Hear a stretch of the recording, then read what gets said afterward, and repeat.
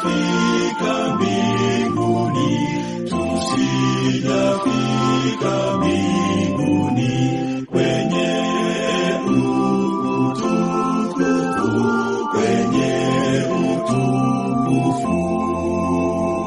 Enenda Sayuni, mji mzuri Sayuni, enenda juu Sayuni, maskani ya Mungu.